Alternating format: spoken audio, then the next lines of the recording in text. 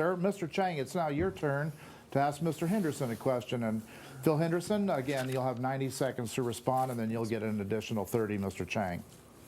Okay, thank you. COVID cases have surged in Deschutes County in the last few weeks. In our debate on September 30th, you called this increase random. What specifically will you do over the next 2 months to help our county avoid a massive increase in cases? And what did you mean by random? So thank you. It sounds like there's two parts. One is what will I do to affect COVID increases?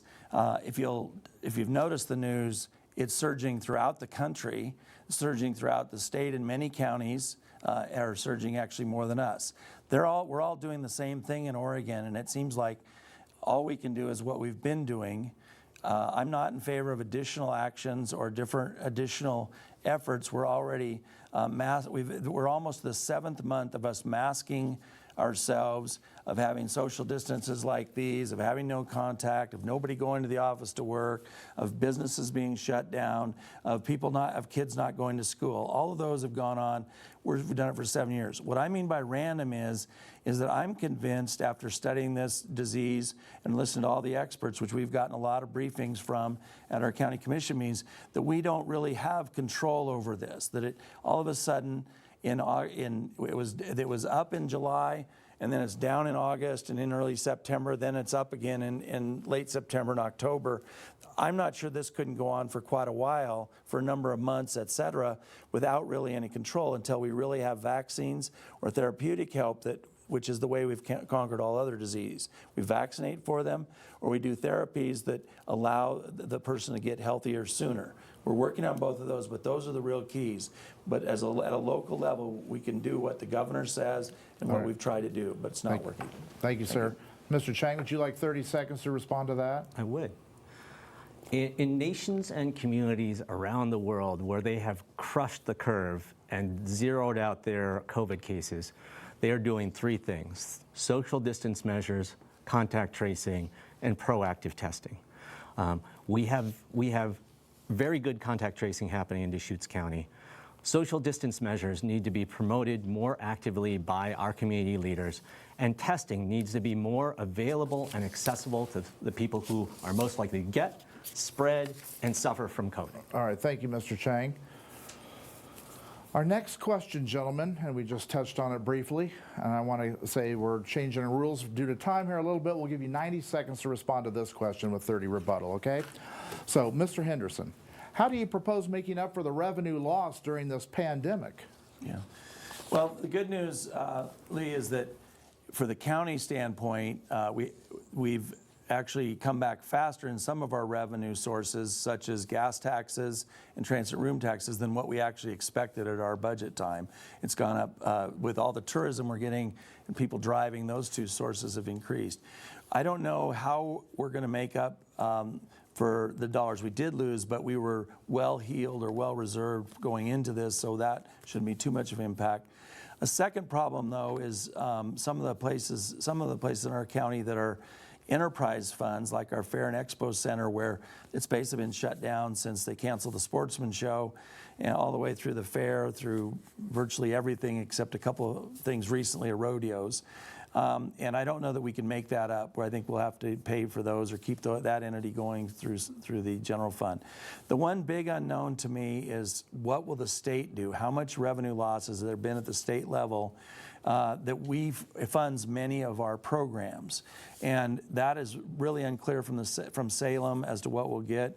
We did get money for some things from the federal government, and they're now talking about passing another measure. The problem with all that is that they're borrowing that money to spread in our society, so we're going into further debt. But those are kind of my summaries of the main issues. Okay. Same question to you, Phil Chang. How do you propose making up for the revenue the county lost during the pandemic?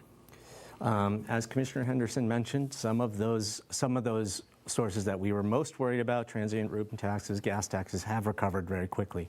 So there are some very specific compartments, programs, departments of the county that are strained by COVID, such as the fairgrounds.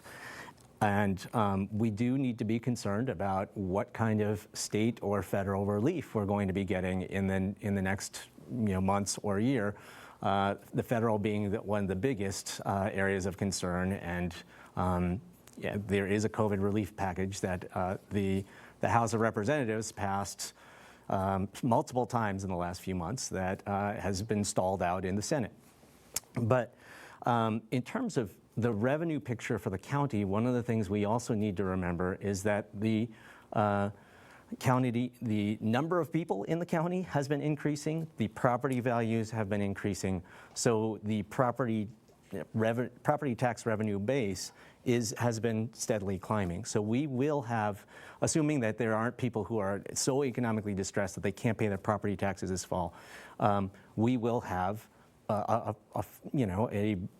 fairly level, if not larger, amount of county general fund to work with in the next year. That doesn't mean that we don't have concerns about what we'll get from the state and federal. All right, thank you, sir.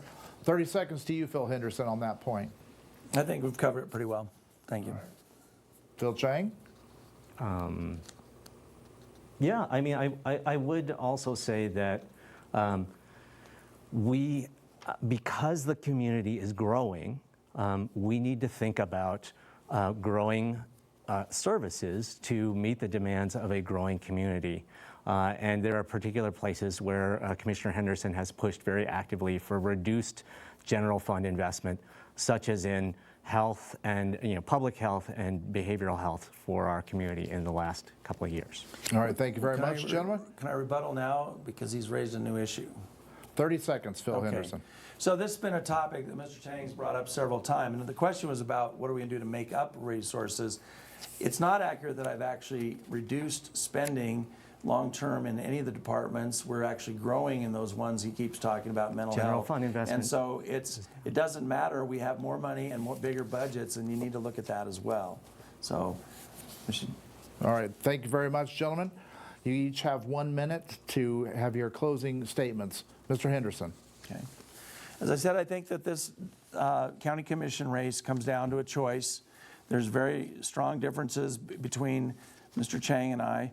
I think the thing that most concerns me that we haven't talked about tonight is the need for economic recovery and the reopening of our schools and the other parts of our society.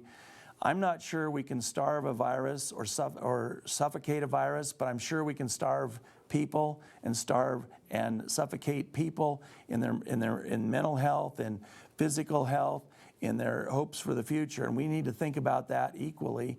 I'm very concerned with the issues involving education in schools.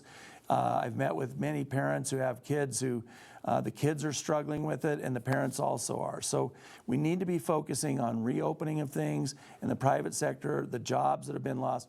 I think I'm the best to work on that because of my experience as a business owner, as an attorney, and a home builder. I will help make that happen from real-world experience. Very good, sir. Mr. Chang, last word tonight. You get 1 minute. This election does represent a choice. I offer a pragmatic, collaborative, problem-solving approach. Phil Henderson offers polarization and fighting over issues like COVID response, forest management, or water conservation. I offer a track record of getting things done in the public sector and building public-private partnership. Phil Henderson has spent his time on failed attempts to fight state land use laws and doing the minimum or less to contain COVID. I know the difference between good investments in public services and wasteful spending. Phil Henderson is penny-wise and pound-foolish and doesn't understand that a growing community needs growing services, particularly growing health services.